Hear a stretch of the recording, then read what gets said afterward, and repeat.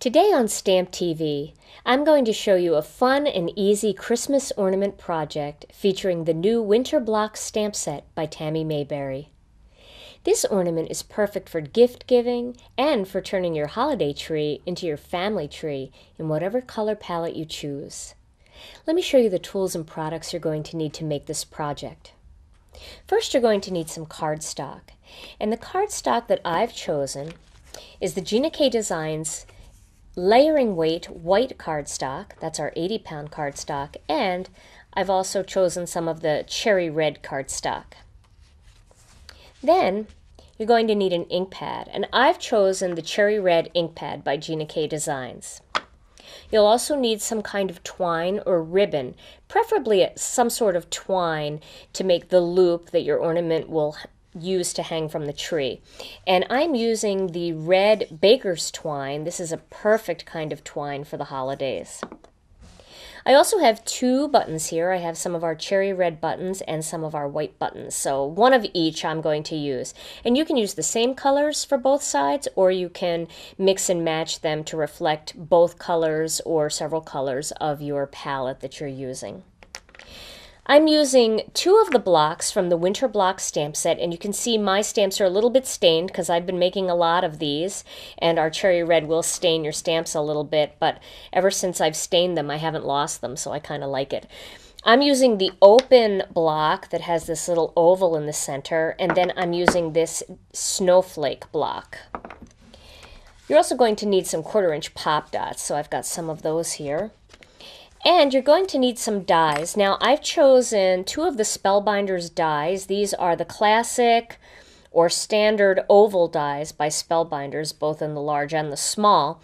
Now, you can use a electronic cutter if you have a way of lining it up and getting the cut in the perfect spot. Actually, you can cut the oval first and then stamp around it.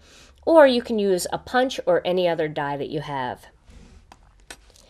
Then you're going to need a small picture, and this is the perfect time of the year to do this because if you guys are like me, most of you just got your kids' school pictures in the mail, and they have these little tiny ones that really aren't wallet size. They're more for trading, but they make perfect ornaments. So you can grab a few of those and make a couple of these for grandparents on your list or aunts and uncles and other special people in your life.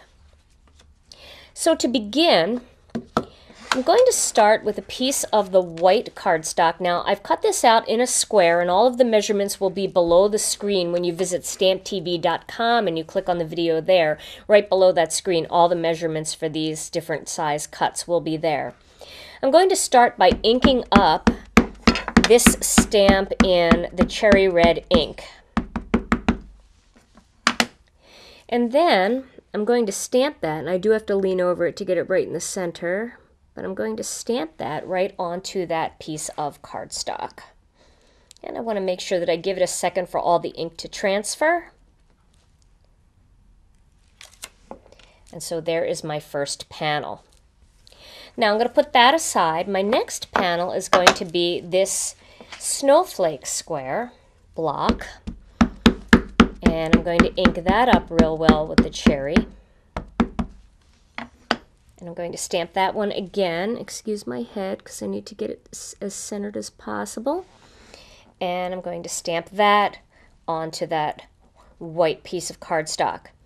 And again, with clear stamps, if you give them a minute for the ink to transfer from the stamp to the paper without pulling it up right away, you get a much nicer, more solid impression.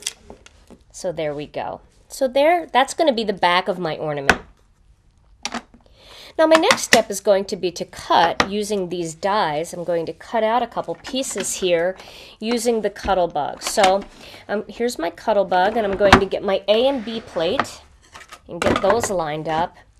And I'm going to start with this particular panel, and I'm going to use the larger of the two ovals and line that up so that it's the same side to side and top to bottom. Now this is a little bit bigger than the oval that is designed in the stamp, and the one that's designed already in the stamp is great for stamping a greeting or if you have a much smaller picture or smaller die. But I like cutting this just a little bit bigger because then we're going to do an inside mat for it. So I'm going to pop my C plate on top and I'm going to cut that.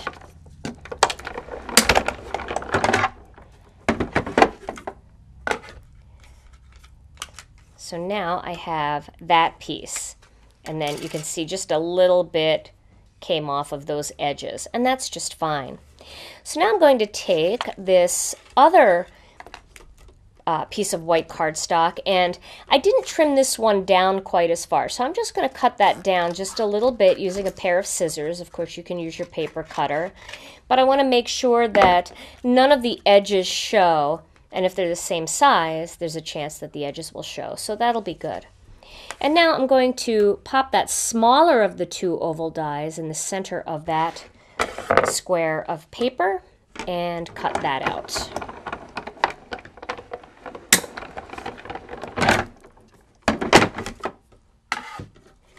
And there is our smaller oval. And when you layer these two together, you can see that makes the perfect little white mat for inside that first oval. So that looks really pretty. And that's going to make a beautiful ornament. So now it's time to assemble the ornament. This is where your pop dots are going to come in, and your picture, and then these two cherry red pieces. So the first thing that I want to do is I want to put a little bit of tape onto the back of this panel. This is the one that's stamped on. A little bit of tape onto the back of that. And I want to line this one up. And it's always good to kind of put it over a different color so that you can see. If you're working with it on top of white, you may not be able to see if the mat is even, but if you look at it over another color, you'll be able to see. Okay, so there is that white mat. And then my next step is to add the photograph. Now you may have to cut this photograph down a little bit. It's a little bit smaller than the ones that come in the pack. So just trim off the bottom or a little bit of the top, however you want it. I like to make sure that there's a little bit of clearance at the top of the head so that it doesn't look like it's not fitting properly. So I'd rather lose a little bit of the bottom of the person and have more of the top of the head showing like that. So we're going to do this picture by putting the tape on the back here. We don't want to put it on the picture because it might not be sticking at that point, and then you'll have tape on your picture. All right. So there we go. I'll move that over just a hair.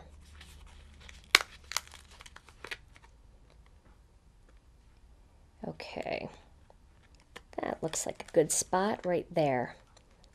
All right. And then this entire panel is going to go on top of my cherry red panel. And we'll layer those two together. So this is the front of my ornament. This is the part that's going to be facing where you're looking when you hang it on the tree. But we want the back of the ornament to be pretty too, because sometimes things move, there's a breeze, whatever, and ornaments kind of float around. Maybe somebody wants to hang this in a window, and you want it to look nice on both sides. So that's where this back panel comes in. So I'm going to adhere these two pieces together.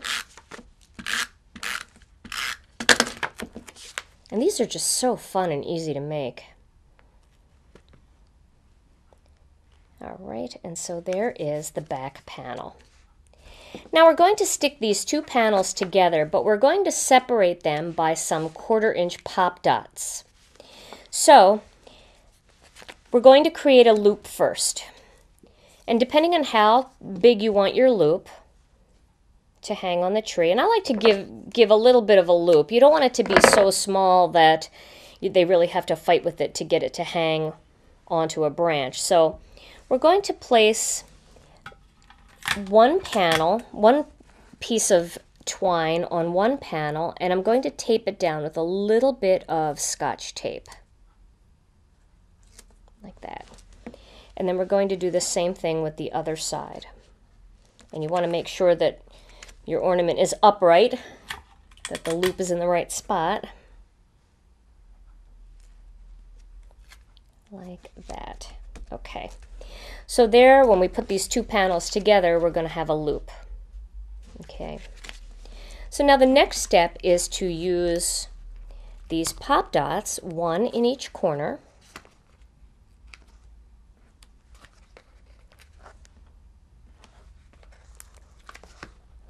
You only need to do them on one side.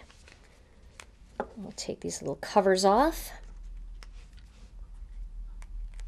And now we're going to adhere these two panels together, and you just want to line them up, and before you really press, make sure that they're perfectly lined up, and you can really maneuver them a little bit before you actually squeeze. That looks pretty good, so now I'm going to squeeze those together. Now I have that loop in the center. So now I want to create a little decorative element there that's going to keep this twine together so that it hangs really nicely and it gives it a little bit more interest at the top. And that's where my buttons are going to come in. So I'm going to grab another piece of twine. And twine can be a little bit difficult if the buttons that you're using have very small holes. So I like to see the direction that the twine is twisting, and I like to twist it through the buttonhole in the same direction. Sometimes that helps get it through a little bit easier, like that. Okay. So I'm going to lay that down here, and then the other button's going to face the other way. So this one's going to be a little harder to get through. There we go. That wasn't so bad. Okay. Now I'm going to come back through that back button.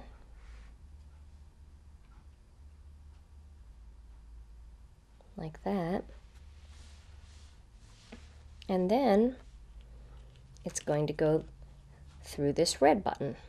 This cherry red button. I'm trying to do this with my left hand, so let me flip my hands around here. And then once you've kind of frayed it a little bit, just cut a new spot. That's why I always leave a little bit of extra twine on there, because it makes it much easier when it's a new spot going through.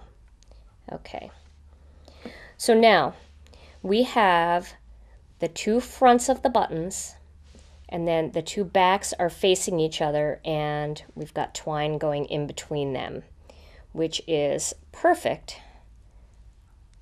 Make sure the twine is all the way through. Now, you're going to slip the loop right in the center here.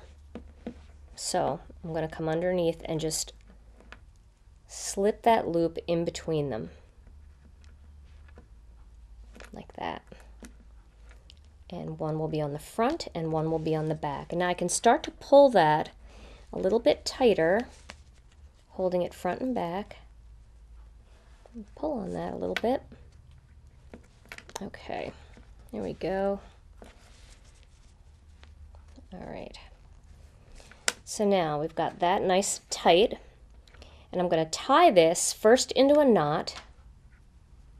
Not a full knot, but, and now I can slip that down and separate those buttons, one on each side, like that. So I have one there and one on the back. And once I've gotten them into place, now I can tighten that just a little bit more, and I can make my bow. Okay. And once it's in place, then you can fiddle with it a little bit, and you can pull the loop up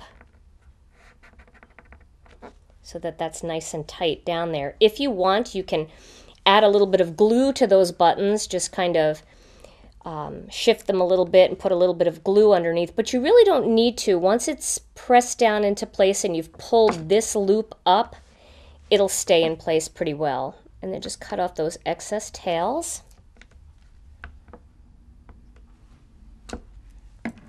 And now, here's the front of my ornament.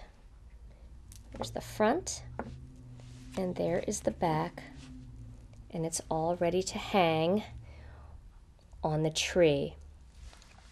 Another thing you can do with a piece like this is you can attach this using a temporary adhesive to the front of a greeting card. So this could be your focal image. And then once they open the card, the focal image becomes the gift that just lifts off of the card, and you can just rub off that little temporary adhesive, and then they can hang the ornament up on the tree. So there is my finished ornament, all ready for gift giving. To add sparkle and shine to your ornament, use loose glitter and a quickie glue pen or a Sakura Stardust pen to step it up a notch, or keep it sparkle-free for a more homespun feel. However you decorate your ornament, it is sure to be a well-received gift that will be remembered every season.